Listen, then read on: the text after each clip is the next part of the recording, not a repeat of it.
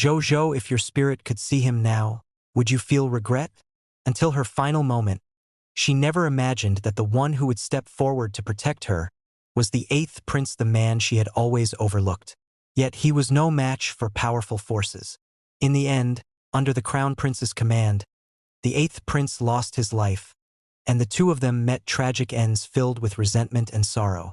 Perhaps fate itself could no longer endure such injustice. When she opened her eyes again, she found herself returned to the day before the husband selection ceremony. In her heart, she made a silent vow.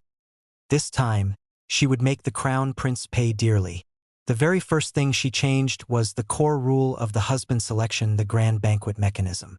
The Mahist mechanism arts were essential to the empire, from defense tools to strategic designs. As the Mahist Grand Master, her marriage had to be personally arranged by the emperor. According to ancient Mahist tradition, whoever could unlock the mechanism would become her husband. Inside the grand hall, every prince tried but failed. Some even suspected she was deliberately humiliating the royal family. At that moment, the crown prince arrived late, openly bringing Lin Zhaozhao with him and requesting the emperor to grant her to him in marriage.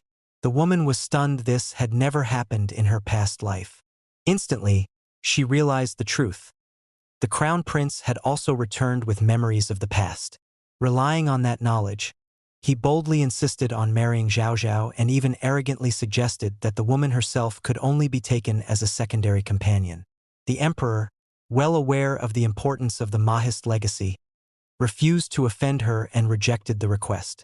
Mo Yunfu also calmly declined, stating that only the one who solved the mechanism was qualified and the crown prince had never succeeded. Confident in his memories, the crown prince stepped forward to try anyway. No matter what he did, the mechanism remained unresponsive. What he didn't know was that the woman had already altered its design. At that moment, she thought of the eighth prince. In her previous life, he had actually solved the mechanism in secret, but back then, her heart had been completely devoted to the crown prince, and she never noticed.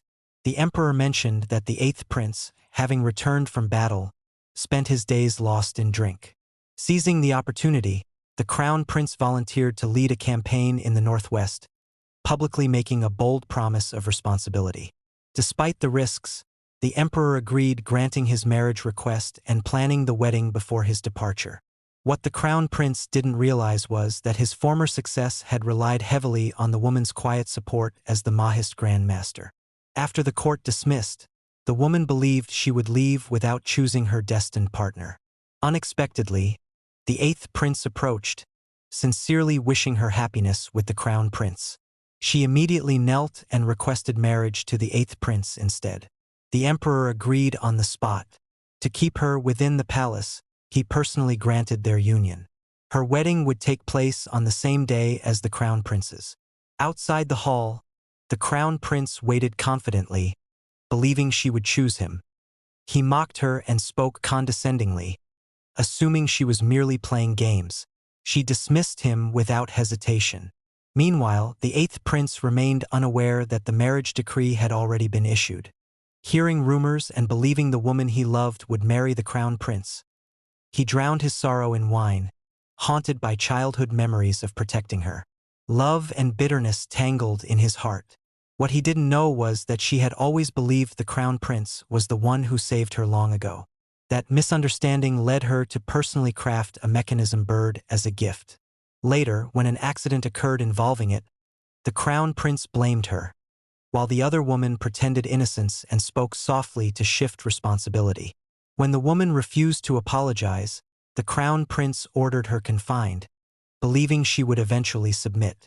Instead, the eighth prince arrived alone, fearless despite the pressure, and rescued her at the critical moment. Holding her safely, he showed both concern and gentle teasing. Enraged, the crown prince tried to assert authority, but the eighth prince ignored him and took her away, making it clear he would not allow her to be harmed.